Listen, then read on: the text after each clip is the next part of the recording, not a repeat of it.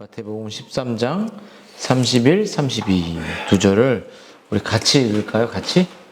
자, 이제 같이 한번 신약성경 22쪽 마태복음 13장 우리 다 같이 한번 찾으셨으니 한번 찾을 시간 줄까요? 자, 13장 자, 다 같이 읽겠습니다. 시작. 또 비유를 들어 천국은 마치 사람이 자기 밭에 갖다 심은 겨자씨 하나 같으니 이는 모든 씨보다 작은 것이되 자란 후에 커서 나무가 되매 공중의 새들이 그 가지에 깃들리느니라. 아멘. 자, 오늘 말씀을 이제 겨자씨 비유지만 이제 하나님 나라에 우리가 어떠한 사람으로 살아가야 될까? 하나님 나라라는 개념을 오늘 이 비유는 우리에게 말해주고 있는데요. 중국 사람들이 중국말로 뭐 만만디 이러면 좀 빨리빨리 뭐 이런 말인가 봐요. 근데 한국 사람들도 빨리빨리 하는 경향이 있죠. 근데 오늘 유대인들은 하나님의 나라가 속히 올 거라고 생각했습니다.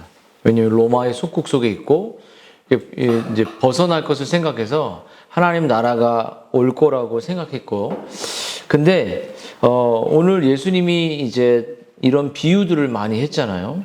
알곡과 가라지, 씨앗의 비유, 이런 비유들을 하면서 정말 열매가 맺히고 씨앗이 떨어져 열매가 맺히고 또 예수님이 오셔서 이제 알곡이 있고 가라지가 있는 대분리가 일어나는 종말에 대한 이야기도 예수님이 하셨어요. 그래서 이 겨자씨 비유는 뭐냐면 예수님은 그들이 기다리는 하나님의 나라가 종말도 오고 열매가 맺히는데 이제 이 세상에 이제 시간이 끝나잖아요. 근데 하나님의 나라가 어떻게 자라고 완성되고 변화되는지.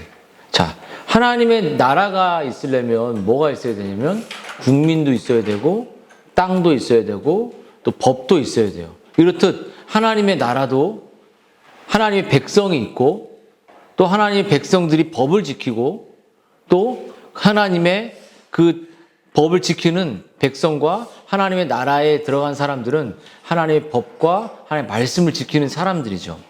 근데 오늘 이 비유가 뭘 말해요? 작은 겨자씨잖아요. 이 겨자씨가 나중에는 엄청나게 커져서 나무가 되고 그 나무에 새들이 앉아서 안식을 누리는 그런 하나님의 나라를 그림처럼 이제 비유해 줬어요. 근데 하나님 나라의 확장이 뭘까? 근데 하나님 나라하고 나하고 무슨 상관이야? 이런 질문이 내가 던질 때가 있어요. 근데 하나님 나라와 내 삶의 목적과 거듭나 이거 다 중요합니다. 근데 하나님의 나라의 확장과 나의 삶의 목표와 아무 상관이 없다면 이것은 엄청난 큰 죄를 짓고 있는 거라고 말할 수 있어요. 그렇죠? 하나님 나라의 확장. 근데 하나님의 나라가 확장된다는 건 뭐냐면 사람의 마음에, 그러니까 하나님의 나라가 우리에게 임하는데 우리 시온이에게도 임하고 우리 아내에게도 임하고 또 사무엘에게도 임해요. 하나님의 나라가 임한다는 건 뭐냐면 하나님의 법이 내 마음에 그 법을 따라간다는 거예요. 하나님이 기뻐하는 것을 내가 그 뜻대로 통치의대로 따라간다는 거죠.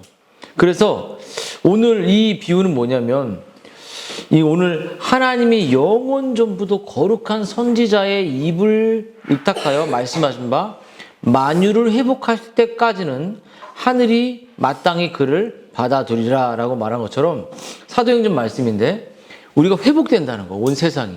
어떻게 회복되냐?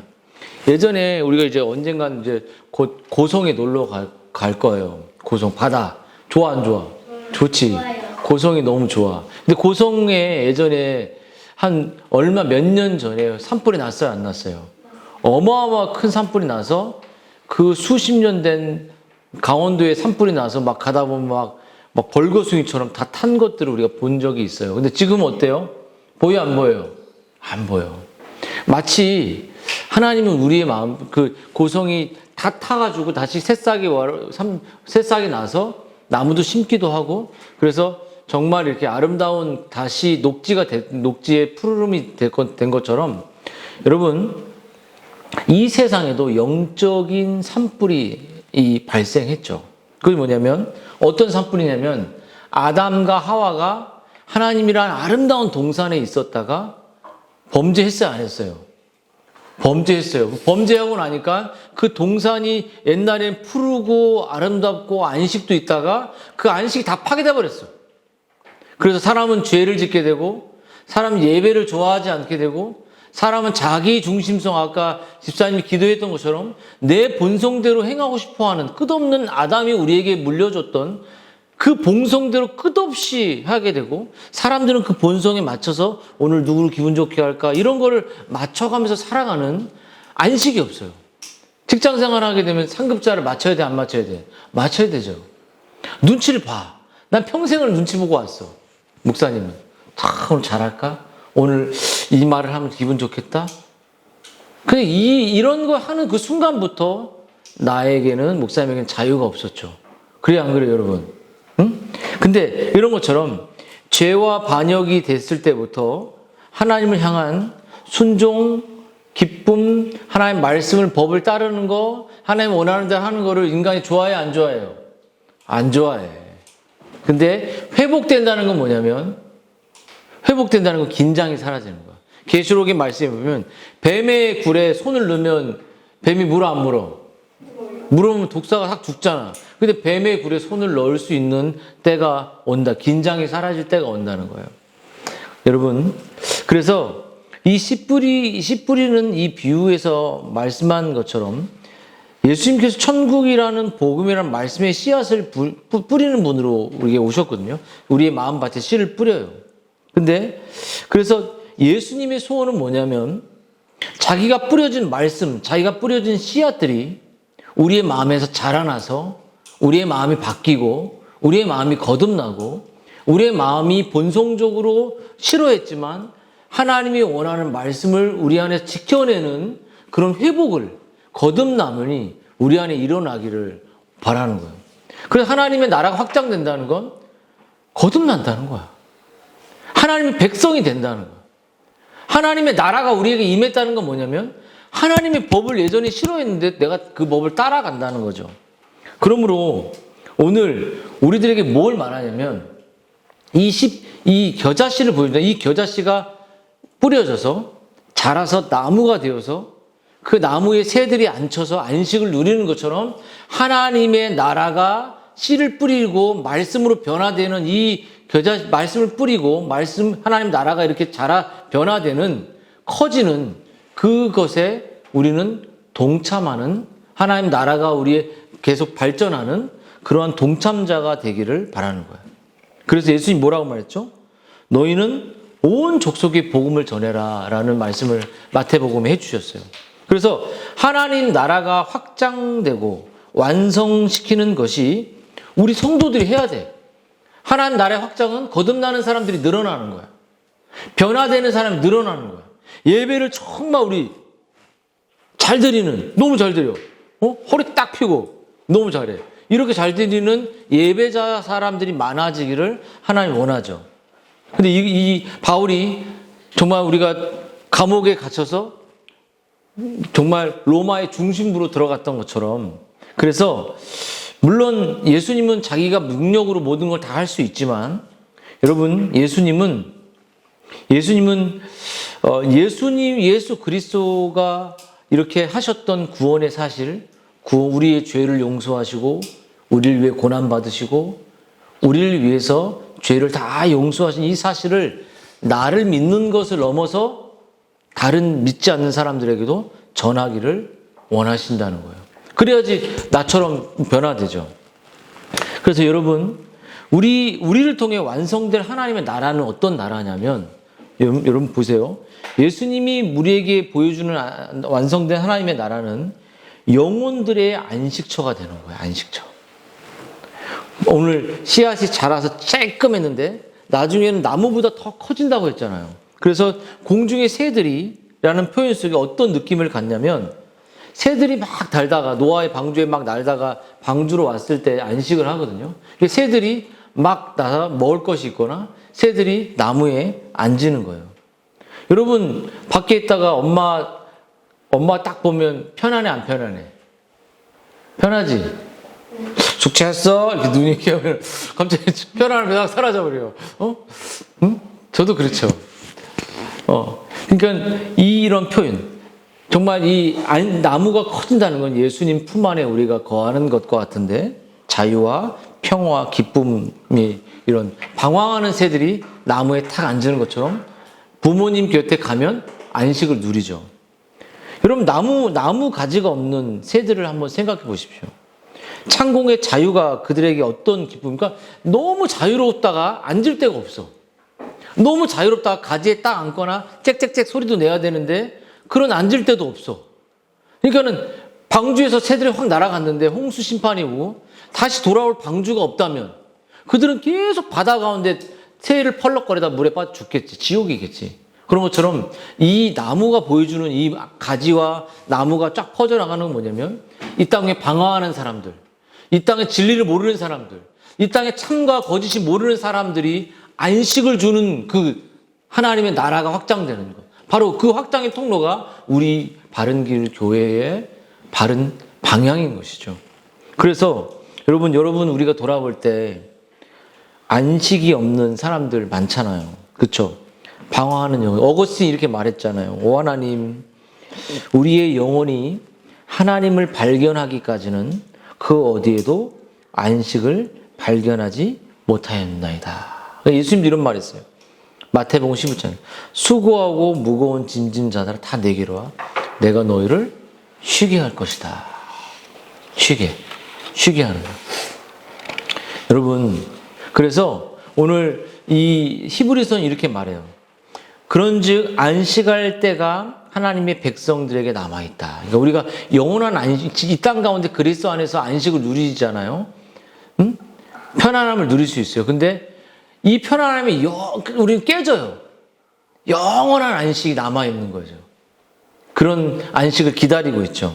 그래서 여러분 그 창세기 2장을 이렇게 읽어보면 거기에 하나님이 6일 동안 세상을 창조하고 7일에 쉬잖아요. 그래서 거기서 2장 1절, 2절, 3절까지 읽어보면 하나님이 안식했다라는 말, 창조를 하시고 안식했다라는 말이 2번 나와요. 그 말이 뭐냐면 이 첫 번째 2장 1절에 나오는 안식했다라는 말은 그 히브리 말로 카라라는 동사인데 영어로는 완성된 거예요. 그래서 be finished. 그러니까는 완성이 돼버린 거야. 그러니까 창조가 완전했을까 아니면 완전하지 않았을까? 완전했어요. 완벽하게 창조. 그래서 이 다음에 2장 히브리서, 그러니까 창세기 2장 3절에 안식했다는 사바트라는 단어가 나오는데 그건 뭐냐면 stop. 멈춘 거야. 그러니까는 창조가 너무 완전해서 하나님이 멈췄어요. 안식을. 창조 사역을 멈춘. 그러니까는 창조가 완전했다는 거야. 그러니까 아담과 하와가 거닐었던 그 동산은 퍼펙했어. 근데 그 퍼펙한 그 에덴 동산이 깨졌어, 안 깨졌어? 깨져버렸어. 그래서 모든 사람에게는 안식이 없어. 불안해. 초조해. 그쵸? 한번 초조해, 안 초조해? 초조해. 나도 초조해. 계속 초조하고 누가 나를 쫓는 것 같고, 오늘은 잘릴 것 같고, 오늘은 나를 어떻게 평가할 것 같고, 이런 불안함이 내 안에, 그 불안함 속에 말씀을 대하고, 불안한 마음들이 내 안에 생기는 거죠. 그때 사람들은 이 초조함과 안식이 깨진 사람들은 안식을 찾으려고, 편안함을 찾으려고 뭘 쫓죠? 물질을 쫓습니다. 저 건물 보면서 저기서 월세 받고 살았으면 좋겠다. 이런 생각 해, 안 해? 너 많이 하지? 조심해. 너 얼굴 보니까 더 많아. 나의 꿈이었어. 저 건물 보면은 따박따박 얼마씩 나와. 탁탁. 우리 옛날 방배동에 계시니까 어르신들 5만원 막 만원짜리 많아. 5만원짜리 팍팍 우리 용돈도 주시고. 그런 분들이 이제 열심히 사셨으니까. 건물 사는 건 나쁘지 않아. 좋아요. 근데 명예라는 안식.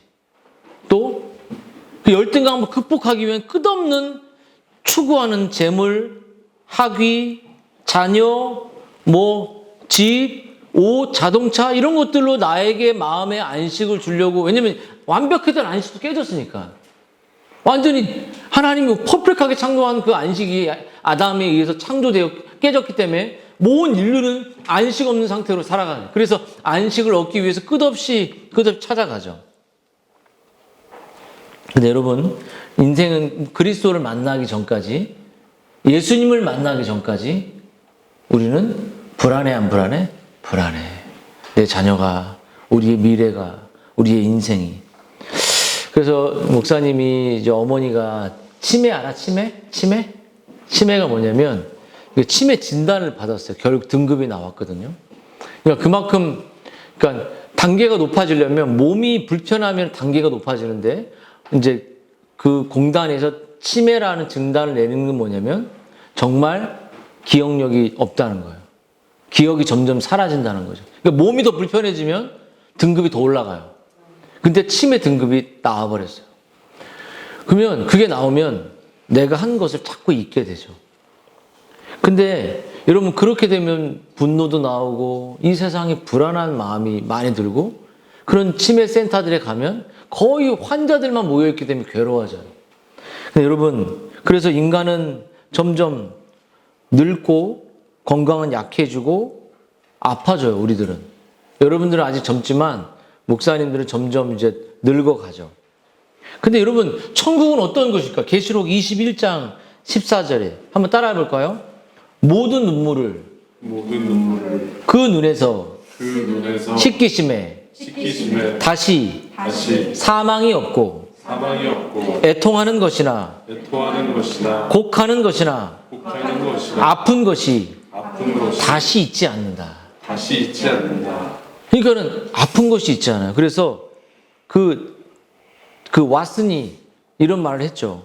기억은 천국에서 사라지는 것이 아니라 온전해진다. 이게 말은 치매도 없어지는 거예요. 예수 그리스도를 아는 지식으로, 예수님을 사랑하는 지식으로 완전해지는 그 날, 거듭난 신자들이 가서 나는 날이 있다는 거죠. 여러분, 이제 말씀을 정리를 해보겠습니다. 그러므로 여러분, 먼저 우리에게 질문을 해야 돼. 나에게 하나님의 나라가 임했냐고 물어봐야 돼.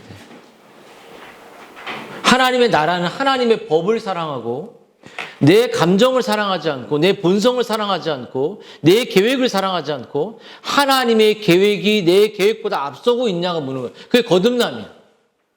하나님의 나라가 임했다는 거, 하나님의 통치가 나에게 임했다는 거예요. 부모님이 여러분을 다스려 안 다스려? 다스리지. 더 좋은 곳으로 인도하기 위해 다스리는 거야. 그러면 여러분보다 더 큰 부모님이 누구야? 하나님이잖아. 그 하나님이 우리를 다스리고 있는 것, 내가 그 다스림을 받는 것이 행복해야 돼. 행복해, 안 행복해? 행복해야 돼. 응? 표정이 싹. 그게 행복이야. 까불지 마, 너희들. 그래서 그렇게 될 때 하나님이 여러분을 다스리고 하나님 저를 다스려 주세요라고 말할 때 행복하죠. 그때 하나님 우리에게 명령한 것이 있어. 그게 뭐냐면 하나님의 나라가 확장되려면 이제 제가 언젠간 이제 우리가 전가족 수련회 갈 때 두 왕국에 대해서 설교할 겁니다. 한번 하겠지만 간략하게 말하면 하나님은 우리에게 하나님의 나라가 확장되고 하나님을 믿는 사람들이 하나님의 법을 따르는 사람들이 많아지기 위해서 우리의 역할이 있어요. 그것은 뭐냐면 두 나라, 그러니까 세상 나라와 하나님의 나라는 모두 하나님이 통치하시는 나라라는 믿음입니다. 그리고 그 세상의 시간은 언젠가 완결되고 종결이 되겠죠. 역사가 끝나겠죠. 근데 여러분 지난 세월을 돌아보면 교회와 세상이 적대적이고 대립 관계에 있다고 우리는 배워왔고 그런 식으로 사고하는데 우리 익숙해요. 왜냐하면 교회와 세상은 정반대로 이렇게 우리 교회에서 열심히 하고 세상은 그냥 불신 세상이니까 그냥 불신자대로 살아가라는 그런 원리로 어쩌면 가르쳐 왔는지도 모릅니다. 근데 오늘 주님의 아까도 지상 명령의 말씀을 보고 하나님의 나라가 우리를 통해 확장되는 것을 볼 때 믿는 성도들의 역할이 뭘까? 하나님 나라가 확장되는 첫 번째 여러분이 하나님 나라가 임해야지 그걸 살 수 있는 거야. 그리고 하나님의 나라가 임한 사람들이 해야 될 건 뭐냐면 이 세상의 소금과 이 세상의 빛이 되라라고 말씀하셨어요. 여러분 소금이 되고 빛이 되라는 말씀이 아니에요. 소금의 가치는 뭘까? 소금 뭐 할까? 소금의 역할이 뭐야? 소금. 우리 시온이 소금 무슨 역할해? 음식에 엄마가 소금도 안 넣어. 맨날 달게 해주나? 난 소금을 안 넣으면 그냥 설탕만. 소금은 맛을 잘 내게 하는 것도 있지만 썩는 것을 방지해 주는 역할이에요. 우리의 마음이 부패할 때, 사람들의 마음이 점점 세속화될 때 우리는 우리의 소금과 같은 그 세속화를 방지하는 역할을 빛과 소금이 되라는 건 세상 속에서 하는 거예요. 그리고 그런 의도를 가지고 말씀하셨죠. 그래서 성도들은 이 세상에서 소극적인 삶을 영위할 수가 없습니다. 교회만이 여러분의 신앙의 필드, 교회만이 내 소금과 빛을 드러내는 통로라면 너무 쉬워요. 교회는 너무 쉽습니다. 그치? 근데 우리는 소금으로서, 소금의 역할로서 어둠에서 어둠의 빛을 밝히는 역할을 할 때 세상의 일원이 되어 살아가는 법을 우리는 배워야 돼요. 주님은 또 세상의 빛이라고 말씀했어요. 주님께서 세상에 빛으로 오셔서 어둠이 왔을 때 빛이 왔을 때 어둠이 깨닫지 못하죠. 근데 주님이 계속 빛을 비췄습니다. 세상이 끝이 올 거야. 회개해. 내 말씀을 따라. 이렇게 끝없이. 오늘도 고난주간의 의미가 뭐예요? 여러분이 고난주간에 그 그리스도를 모르고 떡을 떼는 의미 자체를 알 때 그것이 가능하듯, 여러분, 이 어두운 세상을 비추는 빛이라고 말씀했을 때 그것을 비추려면 교회 예배당 안에서 머물러서만은 안 됩니다. 불가능해요. 우리가 세상을 살아가는 세상에서 적극적으로 빛을 비춰요. 가정에서도 빛을 못 비춘다. 그러면 세상에서 아이들이 빛을 비춘다는 건 불가능한 일입니다. 교회 안에서만 비춘다. 그게 아니에요. 여러분, 우리들이 살아가는 세상은 빛이 없어요. 다 어둠이에요. 안식이 없죠. 여러분, 우리의 삶이 더 많이 노출돼야 돼요. 노출. 우리는 좀 감추고 싶잖아요. 근데 노출돼야 돼요. 그래서 이 작은 교회가 더 좋은 이유는 뭐냐면 우리의 삶을 힘들지만 더 드러낼 수 있어요. 우리 가온이도. 응? 자, 그러면 여러분 이렇게 말하면 좀 겁이 날지 모르죠. 우리의 삶이 믿지 않는 사람들과 비교할 때 대단한 차이도 있지 않은데 교회 안에 형제 자매들이란 모를까? 세상 믿지 않는 사람들에게 우리 삶을 노출한다면 어떻게 그들에게 더 나은 모습도 없는데 이런 고민을 우리가 하게 되잖아요. 그러나 여러분, 주님께서는 우리에게 소금이 되고 빛이 되라고 말씀하지 않았다는 사실을 기억해야 돼요. 주님께서는 우리의 존재가 이미 세상의 소금이고 세상의 빛이라고 말했어요. 이것이 거듭난 사람들의 모습이에요. 우리는 이미 소금이에요. 가온이 이미 소금이야. 맛을 내야 돼. 가온이가 짠맛이든 단맛이든 분명히 내야 돼. 시온이도. 우리 가온이도 가희도. 맛이 안 나면 안 돼. 맛 나야 돼. 무슨 맛이든 나야 돼. 그렇지 않으면 그리스도인이 아니야. 그래서 그런 존재가 됐다는 거죠. 우리 존재가 이미 세상에 소금이고 빛이다. 그러니까 우리는 어떤 방식으로인지 복음의 빛이 세상에 드러나요. 왜냐하면 이제 말씀 마칠게요. 세상에는 안식이 있다 없다? 안식이 없다. 불쌍해, 방황해. 새들이 막 나르는데, 바닷가에서 나르는데 어디 하나 나뭇가지 하나 없어. 어디 하나 앉을 곳이 없어. 그들에게 우리 교회는 뭐냐면 참된 안식과 참된 행복과 참된 위로와 참된 구원의 길로 우리 그들을 인도하기 위해서 우리는 어떻게 해야 돼? 내가 학교에서 똑같이 욕 쓸 때 욕 안 쓰고 그들에게 빛을 비추기 위해서 우리는 오늘도 배우고 오늘도 기도하고 오늘도 부모님을 통해서 그 진리를 배우고 그것을 학교에서 소금의 역할을 해낼 수 있어야 돼. 무서워할 필요 없어. 이미 우리는 소금이고 빛이야. 그렇기 때문에 여러분, 우리가 남아있는 시간 동안 이 아직도 죽어가는 영혼들에게 참된 안식과 참된 행복의 길로 우리가 영원히 아직 남아있잖아. 그 영원한 안식이 남아있잖아. 그 가는 시간이 이제 얼마 안 남았을지 몰라. 그동안 그 길로 그들을 인도하고 우리도 거기에 동참하는 그러한 구원받은 하나님의 나라의 백성의 삶을 살기를 주님의 이름으로 축원드립니다.